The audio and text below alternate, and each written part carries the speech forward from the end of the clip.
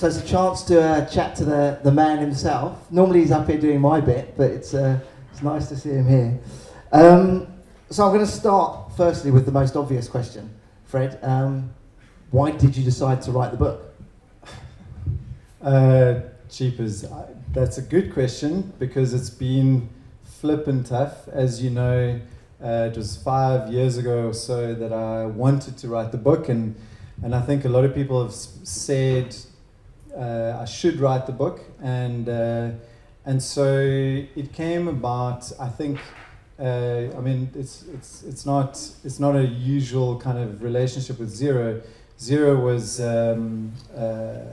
we were chatting to Xero last year, particularly about sponsoring Heavy Chef, and I was chatting to a guy called Zubair, who I think he's just left the country now. Colin, yeah, he's literally just left now, and he's a really lekker guy. He's the new marketing manager for Xero, and just. He was saying, look, we don't really do sponsorships in the same way that you think, that your normal kind of sponsorships do. We want to add value. So he came up with this thing of, well, why did you write a book? And I was like, oh, that's a good idea. And I already had the sort of structure and outline from a week at Mike's house in Fancourt. So it was pretty much ready to go. Colin, you don't tell Zubair that.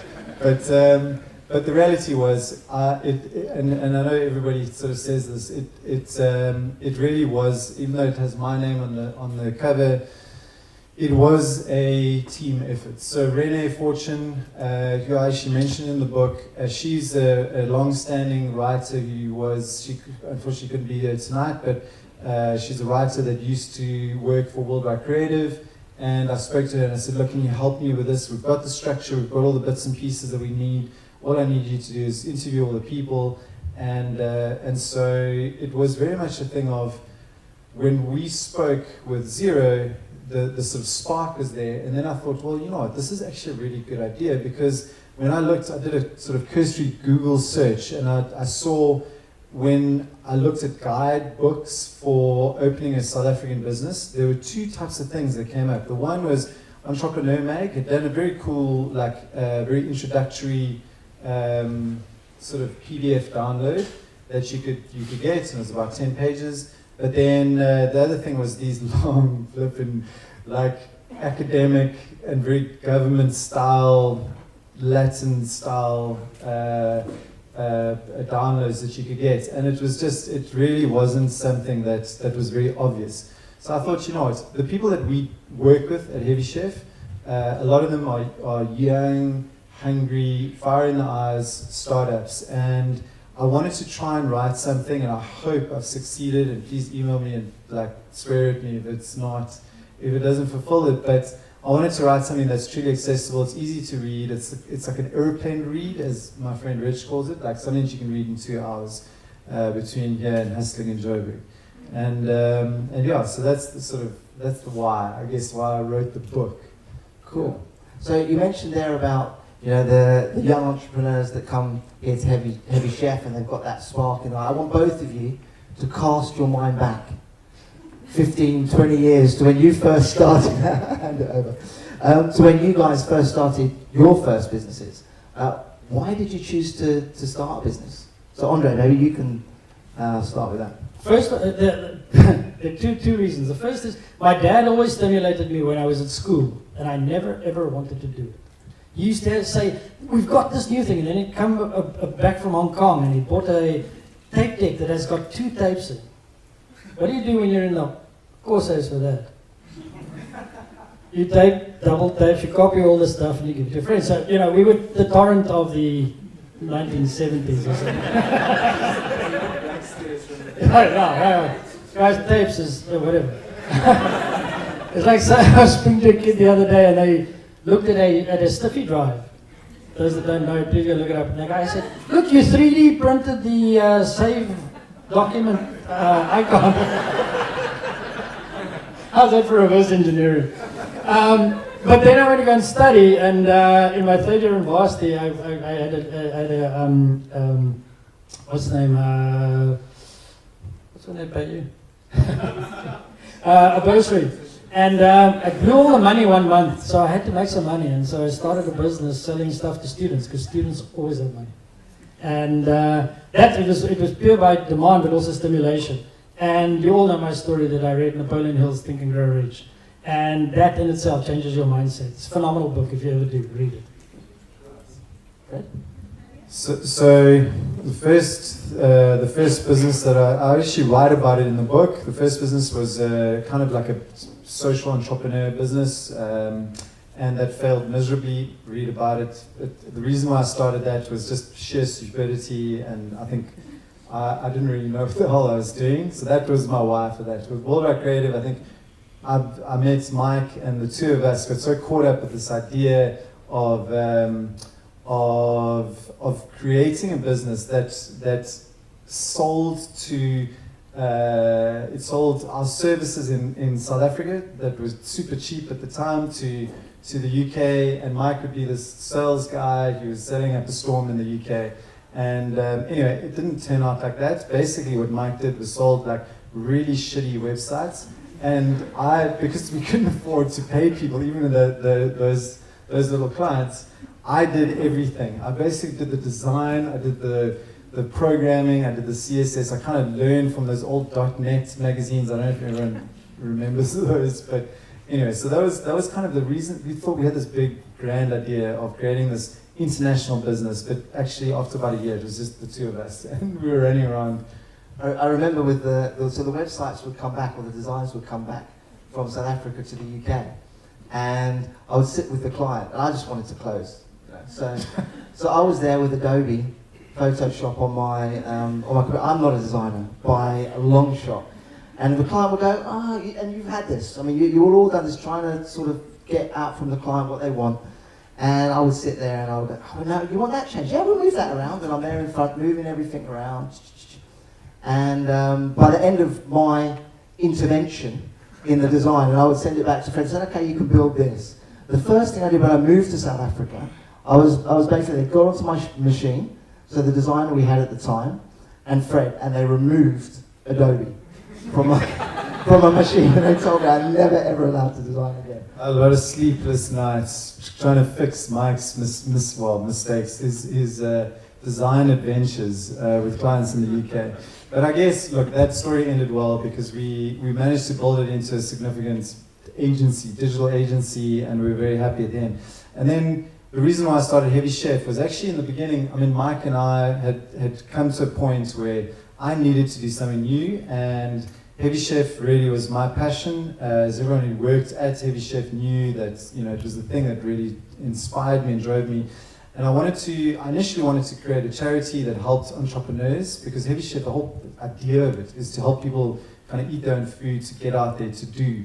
And then I realized, well, this actually doesn't really make sense. If I'm trying to tell people that they've got to go and do and start a business, then I kind of have to be doing it as well. So that's my why. The why for me is that I'm actually in the trenches as well. So it's been a year. It's been a year and 2 months that Heavy Chef has been operating as a business. Because the old Heavy Chef was really a kind of side project of Worldwide Creative. So it's now a legitimate business. It's a PTY limited, and it's eking out a little bit of money, and it's a proper slog. So I'm pretty much in the trenches, just like all the people that are, I suppose, in the community and who are also starting businesses. And it's kind of works, it sort of makes sense that I'm hopefully learning the lessons as I'm teaching them. And it speaks to our philosophy of learn, do, share, which I write about quite a bit in the book. Cool. I want to pick up on one thing that you spoke about, Andre, and I think it's very relevant to you as well, Fred, which is about partners and finding the right partners. Fred, you were fortunate enough to have an amazing partner during your time. And I'm not going to ask the question, what was the one thing out of the 50 amazing things that you learned from him? But more just finding the right partner, and it comes in different ways. It's a partner that you might work with on a day-to-day basis, or it could be trying to find an investor as a partner. What are those things that you think you have to be aware of and look for when you start a business around partnership? it all depends on the different areas that you're at. The first one is likability. Yeah? Because you've got to work with this person for a long time. We've just recently, about 2 weeks ago, we went live, so I'm going to do a slightly shameless plug here, of my new business called Second Base. And I always laugh, the Americans are like, second base, you want to call it? I'm like, yeah, baseball, get your head up. But what we've done is I've partnered with people that I've worked with before around the world. So I now have a guy in Dallas, and I've got one in Amsterdam, and I've got one in Berlin, and one in Dubai, and one in KL, and one in Singapore. And so we're helping venture capital-backed first world countries expand into the emerging market. But the reason I work with these guys is, one, their network is spectacularly good in those areas and in the emerging markets that we work. But they're nice guys, and they're clever and they're bright. I think, take a look at these. They're clever and they're bright. I don't know who's who. But it worked in their business, yeah. And the whole thing around choosing partners, venture capitalists, very interesting area that you go in there, because some of them are a real pain in the ass because they're constantly there. What are you doing? What are you doing? What are you doing? And the one thing I think probably let me swing the answer around a little bit is, be prepared to say no and walk away if you don't feel it in your gut. If something doesn't work for you, rather walk away. It's much easier to stay there when it works for you in your gut. But if you feel that, this is not, walk away. There's always another chance. I get these guys that cold call you from some other hot box in China that are trying to sell you, we have this new share and it's going to go up, it's going to go spectacular. And what's Bitcoin? What's called Bitcoin? It's going to be amazing. If you buy it now, next week it's going to go up. I'm like, in a year's time there's going to be the same opportunity. And the same thing goes about the world we live in and the people that you partner with is, if it doesn't feel right and you're not completely there, stop, wait a little while. This too shall pass. Right? So, first of all, I was very lucky with Mike. I must say, in terms of our dynamic from partnership perspective, everyone who's ever worked with Mike and I will know that I'm the guy that makes the promises and Mike is the guy that keeps them. So, I'm the guy that goes out. That's why I've aged. So I'm the guy that when he came back to when he came to South Africa and settled here, after we had written all the design software off of his computers, I went off and I started selling. And essentially, I think the key thing is, and I say this with a lot of respect because Mike's the kind of guy that he's a very creative person and exceptionally diligent in terms of the details, but he's also the kind of guy that ensures that there is I think an honorable transaction that happens. And from our perspective, when we work with our clients, we always try to do the right thing.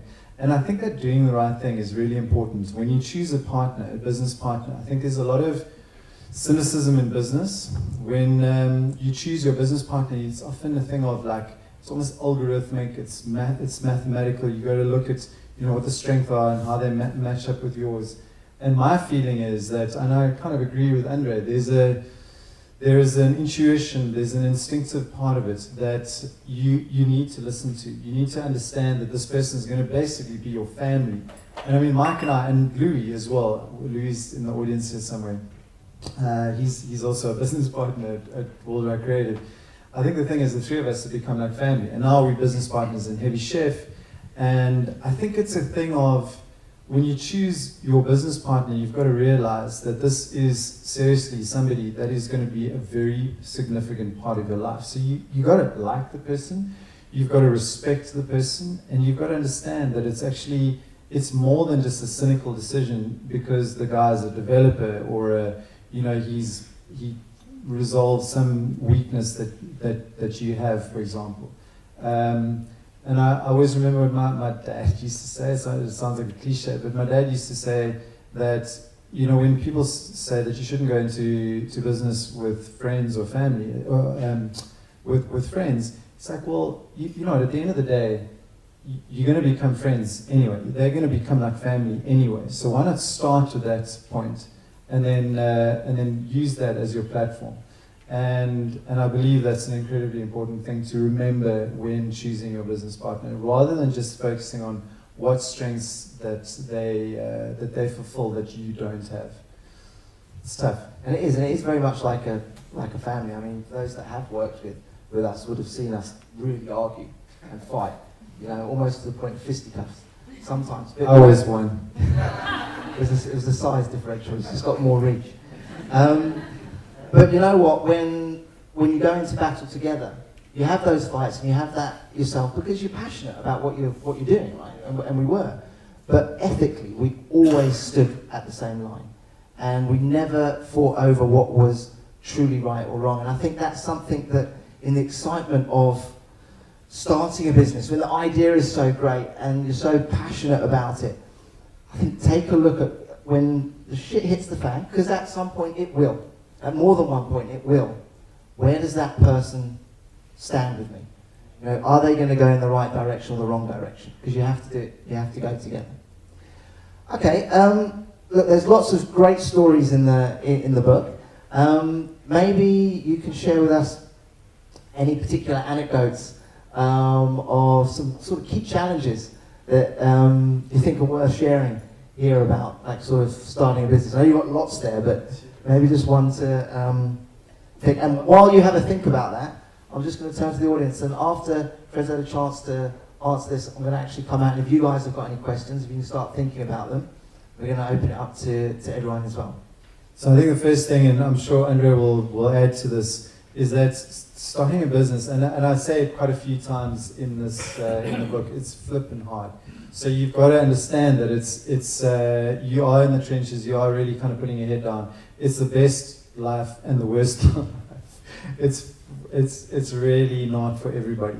So it's kind of, I mean, Heavy Chef is a little bit of a paradox in that we try to bang the drum of entrepreneurship. We understand, and big reason why we started it, to add to what I said earlier, is that, entrepreneurship is very much the answer to a lot of our problems. I mean, the best entrepreneurs understand that problems are opportunities. But I think I look at the stuff that I've been through over the past, 15 years, working with Mike and Louis and all our clients and partners and staff members and so on. I mean, there's been a lot of times when I thought, cheapers, I don't think I'm actually going to make it. Like, I really don't. And I know there's a bunch of people in this audience, friends of mine who I've known for many years, who've been through similar sort of things when it's come to tears, and that's what the entrepreneurial life is actually about. It's such a roller coaster, and I think you need to be prepared for that. So whilst this book is really kind of encouraging everybody, start a business, get stuck in, just know in the back of your mind that it's flipping hard as well. But to answer your question more directly, the anecdote, the one thing that really sticks to mind is about, unfortunately Shane and Andrew couldn't be here, but about 2005, there's a group. It was basically Worldwide Creative. Was Mike, myself, a young developer called Andrew, who we had outsourced and brought him in and just paid him basically every month for whatever he did, and a guy called Shane, who was just a really talented designer guy who was kind of chopping up all our websites and doing a lot of the design work and the advertising stuff we were doing, and these two guys and Mike and I were often basically coming up with wild ideas of what we would do. E-commerce was happening, and so the one day we decided, you know what, we come up with all these ideas. We never really act upon them, and we're always doing work for clients and doing all these other things, but we're never doing stuff for ourselves. E-commerce is happening. So anyway, we decided, let's take time out of the equation. And so we booked a studio. A friend of mine had Chaos Casting in Observatory, and we booked a studio for 3 days where we were going to film, essentially Shane, Andrew, and myself, and Mike was still in the UK at the time, but we were going to, and another guy, a youngster called John, come up with an idea. We were going to design it, develop it, we were going to market it, and we were going to sell something in 3 days. And so we did. We basically came to the studio, and I came with an idea. Shane came with an idea. Andrew came with an idea. John came with an idea. My idea won, of course. It was basically we're going to do an e-commerce site, and it was going to be for fly rackets, those bug zapper rackets. My uncle actually imported them, right? So anyway, we created this website. It's called bugzapper.co.za. I think it's actually still live today. And we built this thing in essentially the first day, the second day we were starting to get out there, and the third day we sold it.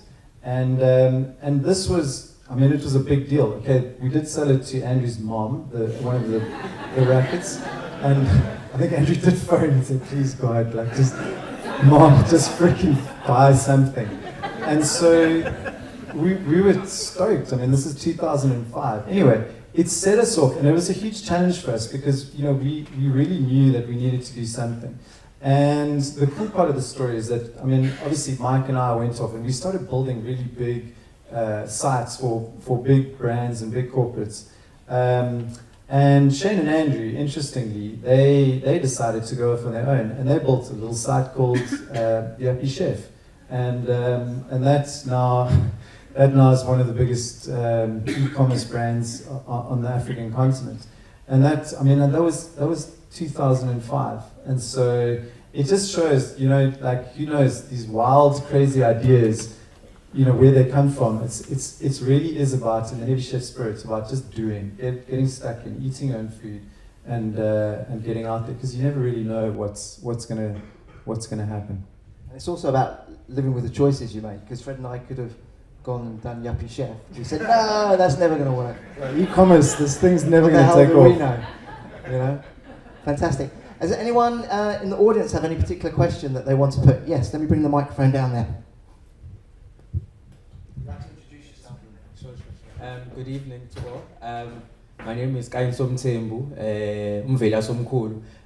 I'll just, before I ask my question, I'd just like to make a comment to Andre as a former, I'm not a former AFI's CN, but I would like to proudly say that in the field I played and I dominated PBHS and AFI's on the hockey field.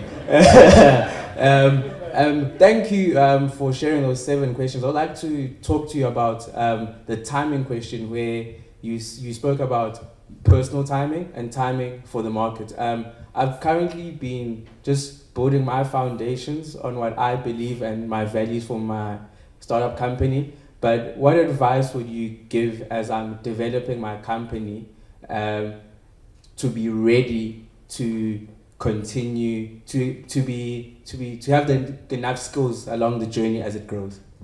2 things. What you got to do is, 1, throw all caution to the wind and do it immediately, because that's when you learn.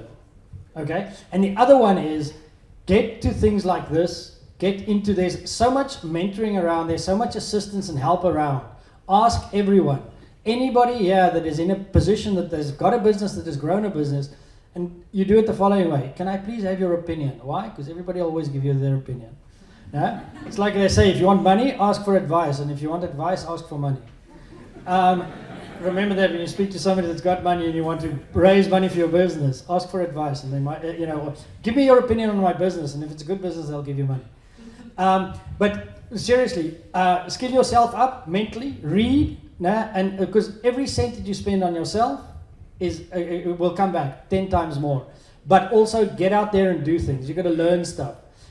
There was a question that before this talk, Fred and I shared some questions. He said we'll talk to each other, and then we got Mike stepped in for that. And one of them was, what would you tell to the Andre 20 years ago? And the advice would be, get out there immediately, go and do something. So even if it's something small, or even if you just fake it while you're playing around, you learn. So two aspects. 1, skill yourself up. All the skills are here, but nothing is going to work. There's a lovely analogy that I heard quite a while back, and it said that if you go and take a look at the world, and everything in the world is just a repetition of things before. If you want to mine gold, you've got to get down into a mine and come out and be dirty and sweaty and work 16 hours, and it's terrible, but you get gold out. It doesn't come out if you sit in coffee shops and talk shit.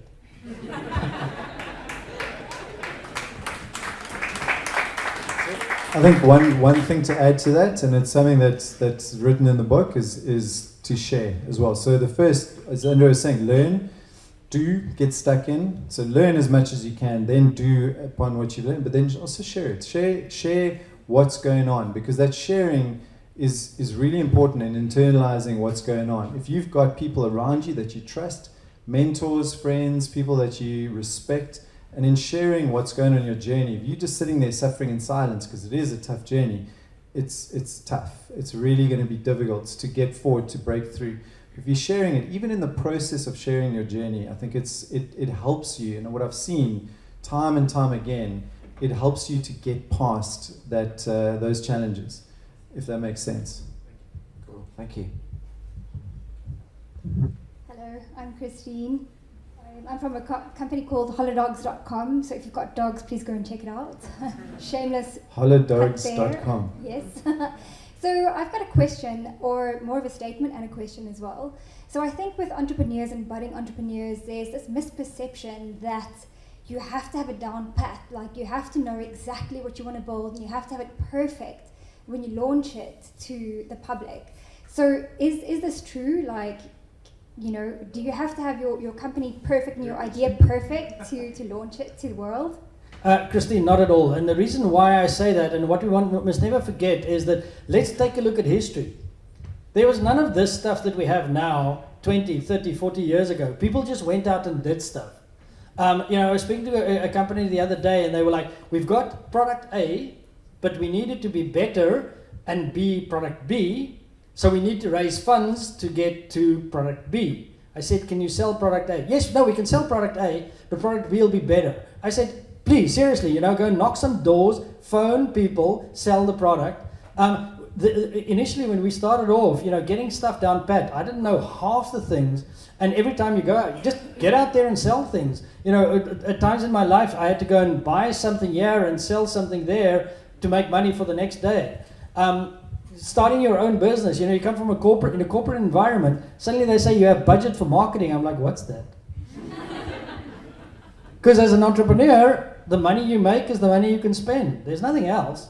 So you've got to get out there and do the things that happen. But to have things down pat, yes, it's nice now. Now all the things are there. You can stand on the shoulders of giants.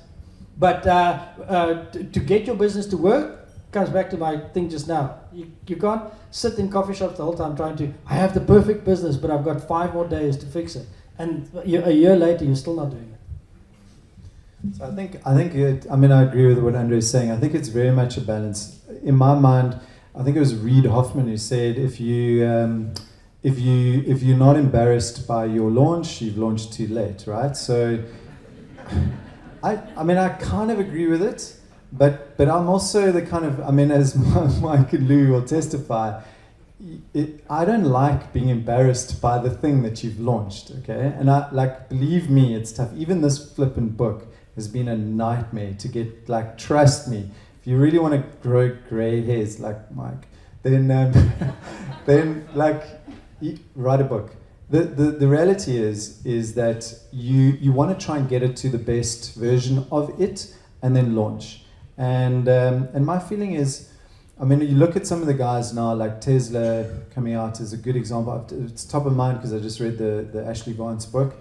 And the early versions of Tesla were awful. There was recalls and things coming back. It looked great, but they were actually internally, they sucked. The cars were breaking down. There were all kinds of things going wrong, but he launched it. So I think there was a balance. It looked good. It had a hell of a lot of things going for it. There was a great statement and a good story behind it.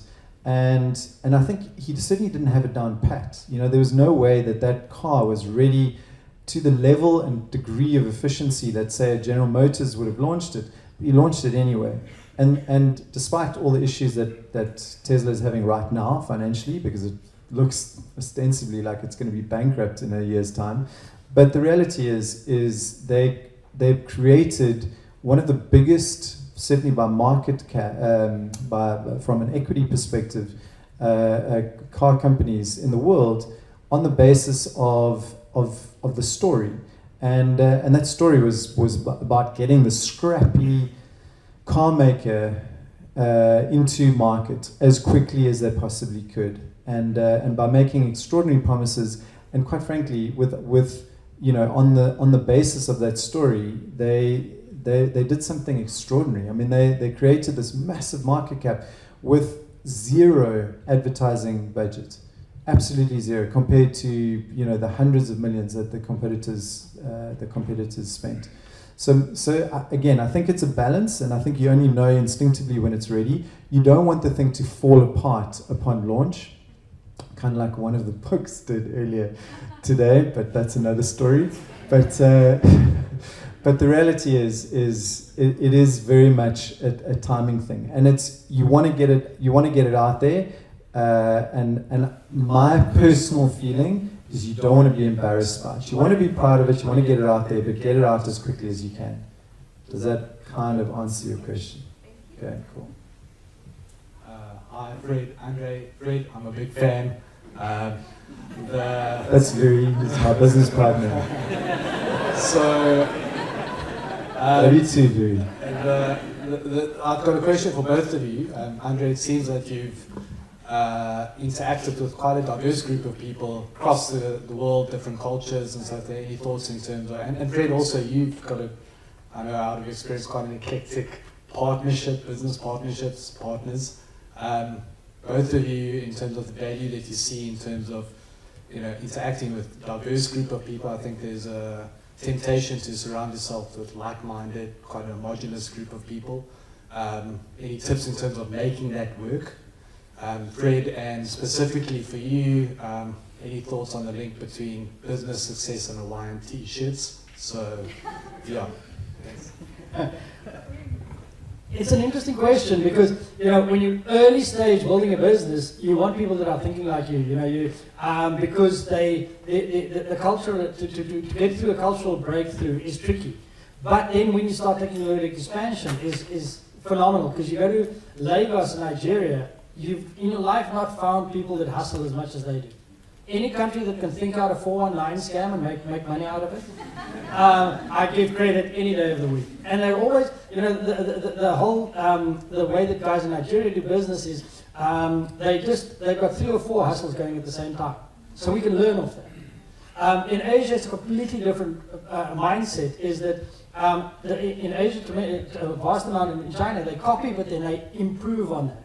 And they build interesting things. So you play around with that thinking. The American mindset is just they've got this massive access to so many users.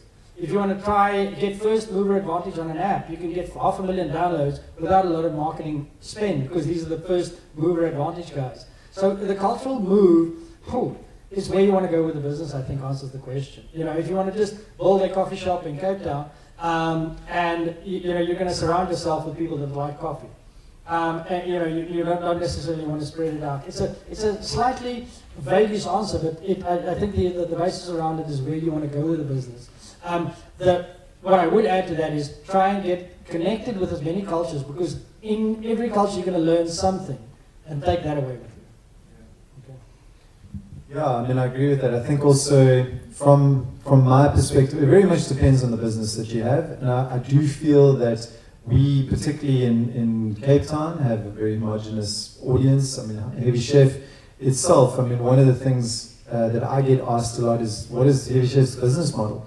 And I mean, the answer is that we're trying to create a platform for learning experiences. So we want to create as many of these types of events with you know, people who are eating their own food, who are acting with integrity, who are actually out there doing rather than just talking. And creating environments whereby people can share, learn, and do, and so on. And that platform that we call it, don't bomb it, but we call it the Netflix for learning experiences. And the reality is, you know, we want to scale that. We want to try and make it as big as possible. So diversity is actually very key. It means that we want to try and curate the best people and the best audiences and the best, you know, the most engaged groups of people across Africa as we possibly can, and so diversity is absolutely key. And so, I mean, there's a bunch of guys here from Kailicha, Sia Bonga, where he's here, there at the back. So Sia's joined the Heavy Chef team, and he's a flippin' legend. He essentially is a proper entrepreneur. You know, he's a hustler, he's a sales guy, and he's a good representative. He's got a strong community around him. And so he came to a Heavy Chef, I think it was about a year ago or so, and it was at the old Prime Media venue. And he said to me, Fred, this needs to be in Kailicha. But the issue is that all my friends and guys, like they're going to struggle to get here and back again. It's quite a long way. So my challenge straight back to Sia was, well, let's host one in Kailicha. Why don't you do it? So I'm very proud to say that the first event, Heavy Chef event, in Kailicha is being held on the 9th of June in a couple of weeks. And that's very much due to Sia, and it's quite a cool. I mean, so we now have an extremely diverse audience. We've got an extremely diverse team, and it's introduced like a really fresh perspective. You know, when we ask speakers to come on stage, usually it's a phone call away. It's like, I mean, I've known Andre for a while, and I mean, I respect Andre hugely, and it's an easy phone call. It's like, right, dude, you've started businesses, you know what it's like to speak about what we're talking about in the book. But when I spoke to Sia and Siggy and all Mungeni and all the crew, who should we get on stage? And I was thinking, well, maybe like a local entrepreneur or something like that. He's like, no, let's get DJ Sprue. He's a guy, I'd never heard of him, but he's recently sold 25% of his company, More Fire energy drink, for like, I think it's about 400 million rand. So this is the guy that they start off with. And we asked him the question, DJ Sprue, I emailed him, I got his email address from a friend of mine. And within 30 minutes, DJ Sprue had responded saying, yeah, cool, this is a great idea, let's do this. So DJ Sprue is our first speaker in Kailicha, and this guy is like a proper legend. So I think personally, it depends on, to answer your question, it depends on who you're talking to. It depends on what you want to achieve. But I think the more diversity we can have in this continent, the better. Hi guys, my name is also Christine. Christine, I work for an animal hospital, so we should maybe chat. But also, one of my biggest fears or speaking in front of people. So I'm putting myself out there. Well done. My question, I'm actually getting serious, sorry guys. I'm really super scared speaking in front of people. So one of my questions to you is, as people's already made it as an entrepreneur, what is one of the real life fears you had to face and how did you overcome it? There's probably 1,000 of them.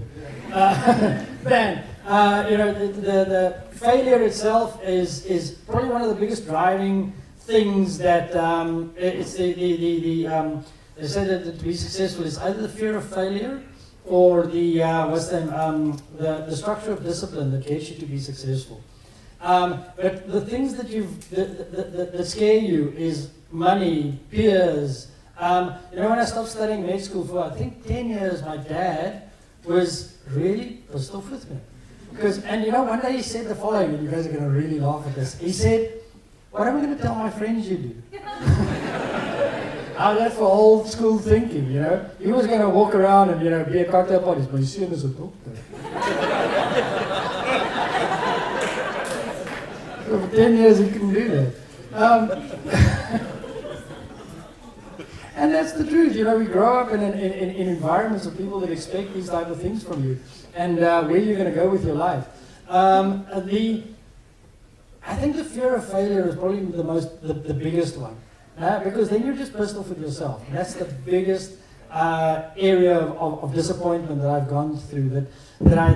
Or the other one is also the fear of loss of opportunity, where I've seen an opportunity, I've built or written the business plan down, it's all there, and I get involved with other cock. And then 6 months down the line, somebody else has built it and they're successful. I'm like, yeah, all right. Those are the things. It's not a physical fear per se of something. It's more just the loss of opportunity and then the fear of not learning from the stuff that's available and that's out there. But also, failure itself is very important. You're going to fail, and that's a great thing. Sometimes you're going to stand up in front of a crowd, and it's going to look really funny, or today, you did really well. So next time you stand up, you're going to be really cool. First of all, well done. That was awesome. I think for me, definitely fear of failure, but I think also that I've personally experienced as an entrepreneur and a few times over now, the fear of shame. So I'm scared of being ashamed. And I think personally that's something, from my background and where I came from, I went to a good school, I was really privileged, and I went to university, and then I went to a school in Denmark, and I came back. I actually mentioned it in the book, but the reality is that when I started my first business, it was a huge failure. And the failure was actually sort of okay. Like, I could handle the failure, because I'm also a huge proponent of what Andre just said. You learn from failure, and like every little failure, you should take the lesson, dust yourself off, walk forward. That thing of shame,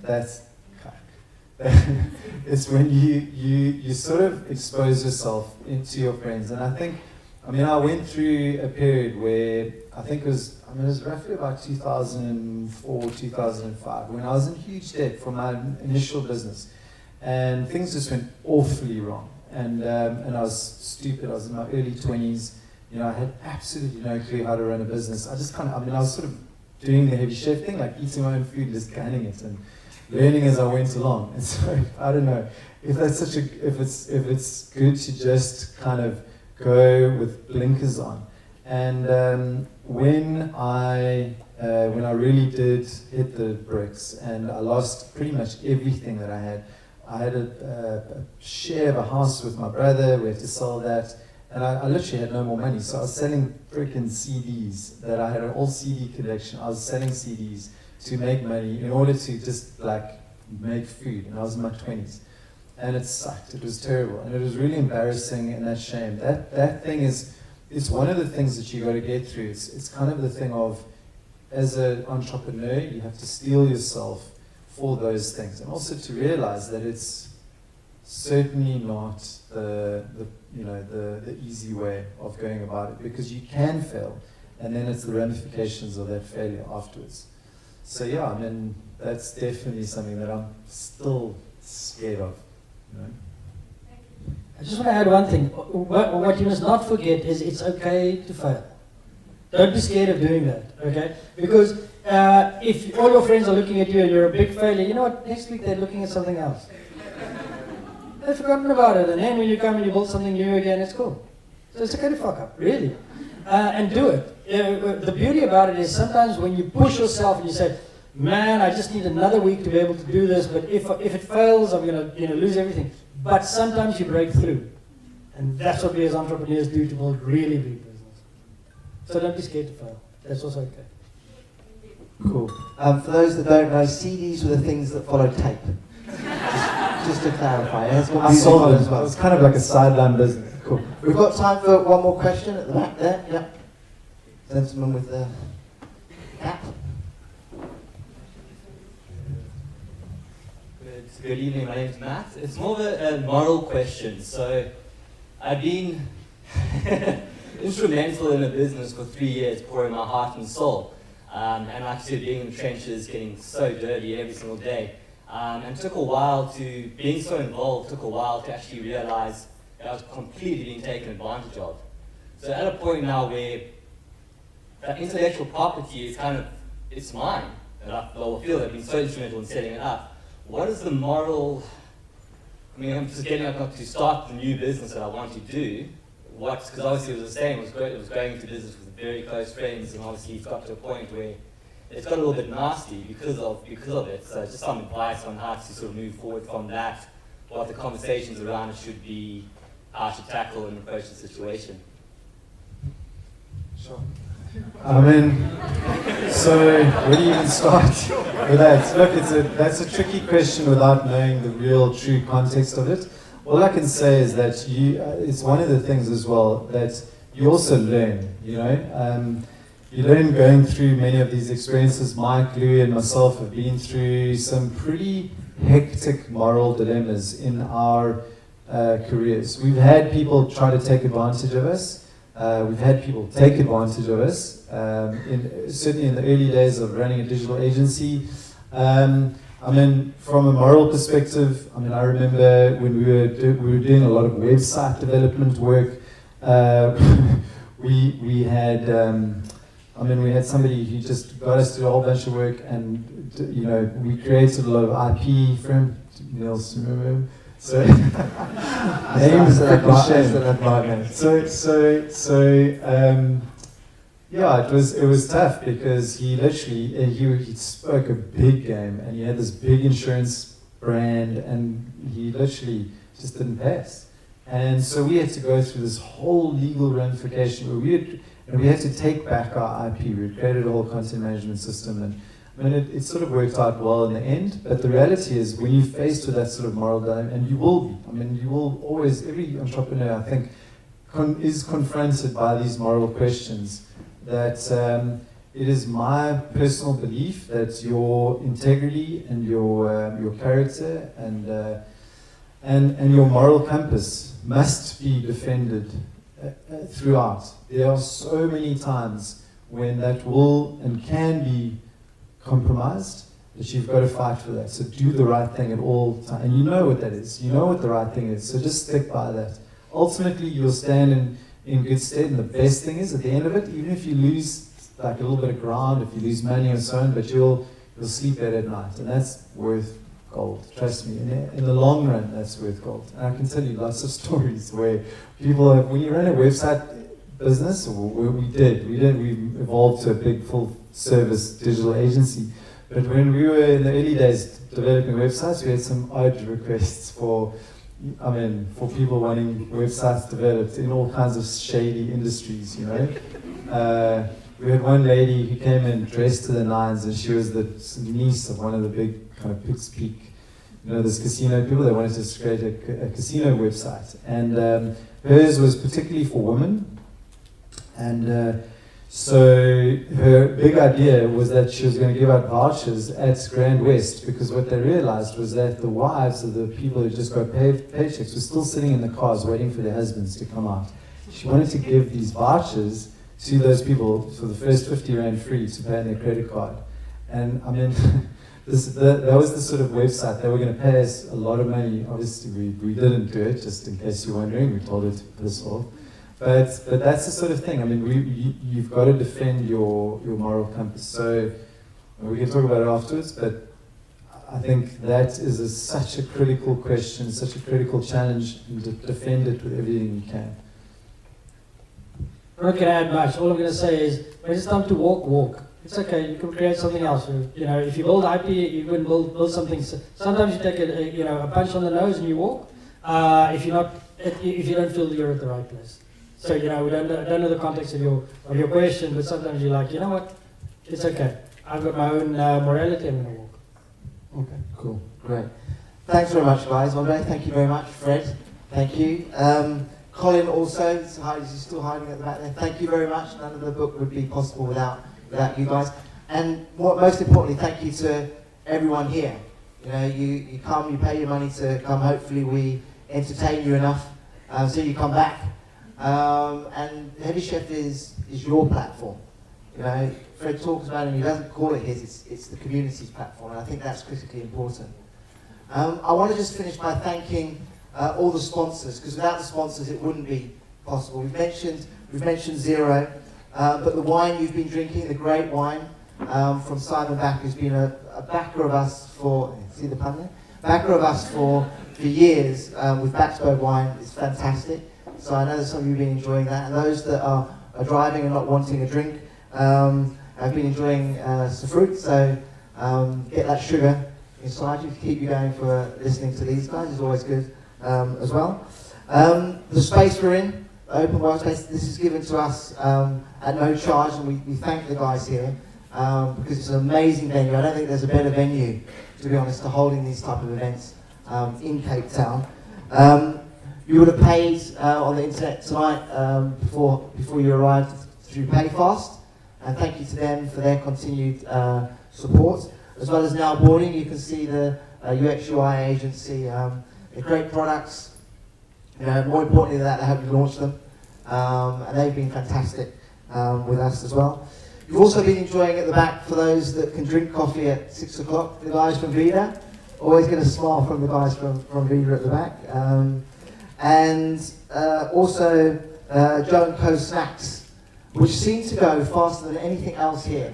I think those that are coming might think they're not going to get home for dinner, and I see people stuffing them like 3 in each pocket, plus one, trying not to get caught taking 5 or 6 of those things at one go. You know who you are. Feel guilty, because some people didn't get tonight. Okay. Huawei have been supporting us for a couple of years now. We're thankful for them. And then our latest people on board, and for those that want to buy the book and pay in future, we're going to be having more merchandise here at Heavy Chef. You'll be buying through Yoco. Thank you to those guys for coming on board as well. I'm not sure if I've missed anything. Whipping the cat, of course, Graham, sure. Whipping the cat. So the big guy at the back, the big handsome guy at the back, not the one, the one waving. If anyone thinks accountants are boring, Colin would have disproved it earlier on. And anyone thinks that lawyers are boring, Graham will disprove it when he's talking about it. It's the most innovative legal company you will find. So anyone that's fed up with their legal team or just wants a different angle or a different approach, you need to speak to Whipping the Cat. They're an amazing company. Fantastic. Sorry guys, just if anyone is feeling like they want to get out of their comfort zone here in the City Bowl and they've got a loose end on June the 9th, please do come to Sia's event and come and watch Spusiso Leopi, who's one of South Africa's most incredible entrepreneurs and entertainers. So speak to Sia at the back if you want to find out more, and I would really encourage you guys to get in the mix. It's on a Saturday morning at 10 o'clock in the morning, and it would be lovely to see some of you guys there. And one actually I forgot you as well is some special tea from, now this is where the English guy can't pronounce Afrikaans things, kapucha, Dr. Tom's kapucha. Kapucha. It sounds Chinese, kapucha. I'll get there, I will get there, I'll practice these things. And I know I'm going to get nailed afterwards, it's on camera. So that whole feeling of shame that Fred was talking about, that's what I'm going through right now. That's what I'm going through. So thank you to everyone. Drive safely. Have enjoyed everyone. Thanks for coming.